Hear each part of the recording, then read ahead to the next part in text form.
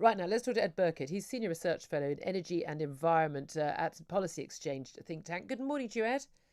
Morning, Julia. Thanks for having me. Thank you very much indeed for joining us. Well, we had all these big announcements in the heat and building strategy yesterday. The 3.9 billion for decarbonising heating in homes, all that fund for upgrading people, or downgrading people's boilers, 450 million pounds. We've also seen changes, for electric cars as well.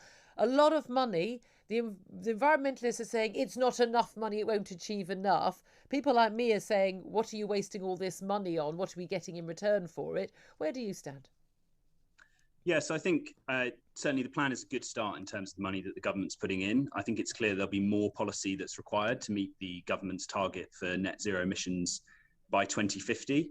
In terms of is this costing us too much and what are we getting in return? There are two arguments that the government uses. One is that this will help to reduce the worst effects of climate change, which will save us money in the long run. And the Treasury actually was very clear on that. And the second is that by investing now, we can get a head start in the green industries of the future and make sure that there are lots of green jobs in the UK, in particular in the future industries like electric vehicles and hydrogen technology. But don't a lot of these changes come about naturally? When we moved from the horse and cart to electric, to petrol vehicles, that didn't happen because there was a big subsidy to buy cars, even though they didn't work as well. It was, hey, here's this great new technology that's cleaner and a lot cleaner than a horse and cart, by the way, in terms of pollution from the basically dead carcasses in the street and of horses and manure everywhere. And they go for longer and they're cheaper to run and they're an amazing thing. We move from different modes of technology because they're better,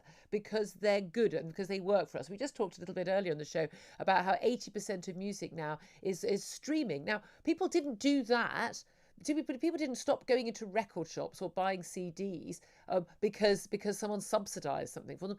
Because there was the market solution that people wanted. So as the electric cars develop and as technology for heating our homes in a more a reliable way that doesn't involve fossil fuels, as that's developed, people are going to move to it. Why do we need to involve the government using our money to basically cajole, push, blackmail us into and having bans on things into changing our ways, when shouldn't we let the market provide those solutions?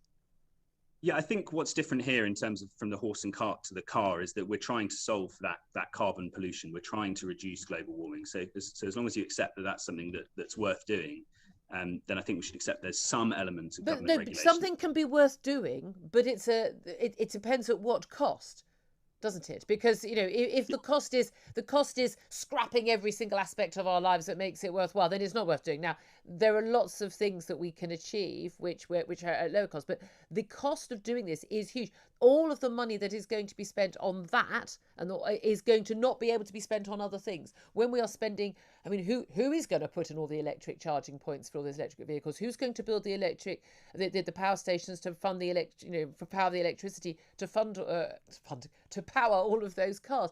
That's money that's going to have to be spent. So whose money is going to be spent on that? And could that money be spent on something that would improve our lives more? Yeah, it is absolutely the case that this is going to be, this is going to cost us money in terms of taking action to reduce emissions. But what the Treasury says is that the costs impact on GDP by the end of the transition in 2050 is likely to be relatively small and dwarfed by the costs of global inaction. So the view of the Treasury that's normally seen as sceptical is actually this is in our UK self-interest to take action like this.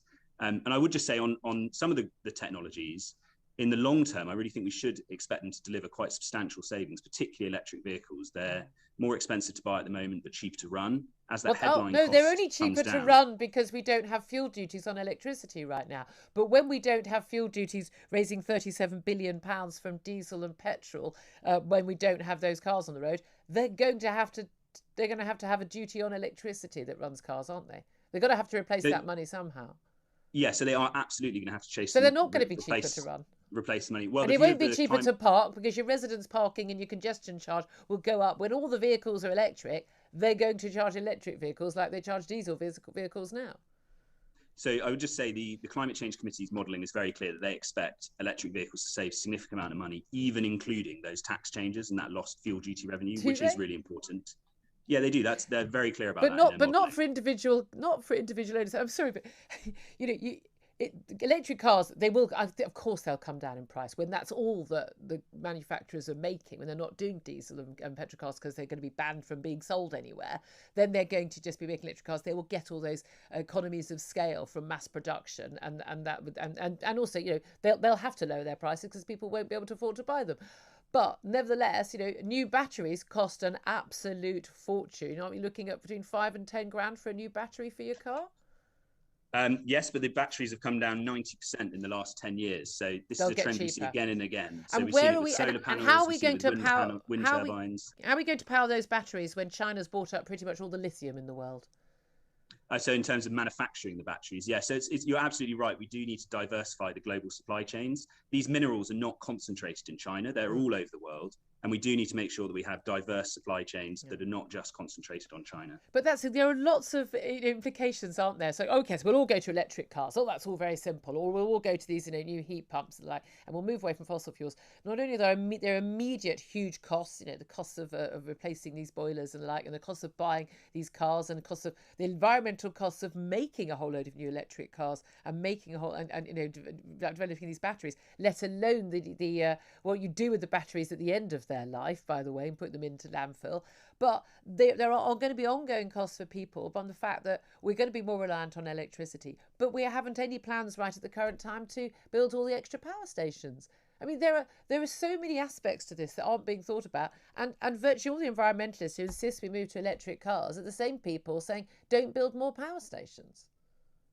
Well, I wouldn't say that's. I mean, I would include myself in the group that wants us to move to lower carbon technologies, and I'm not saying don't build new power stations. I actually used to work on building new power stations myself.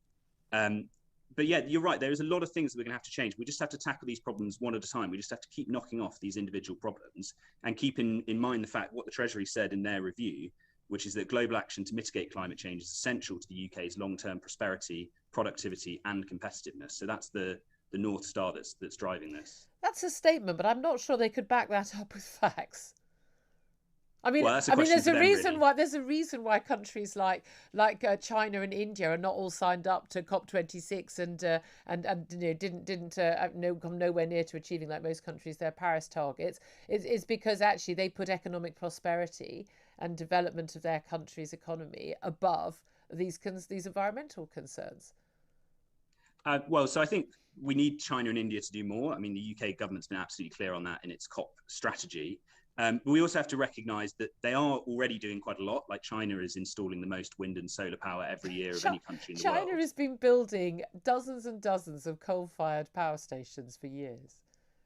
Yeah, absolutely. But we do have to recognise that their sort of baseline of their economy is very different to ours. They're still in a position where they're rapidly urbanising, rapidly developing economically. And so there are huge increases in electricity demand that can't at the moment be solely met by renewables and nuclear. Yeah, again, I'm not sure we're in a position to lecture China on.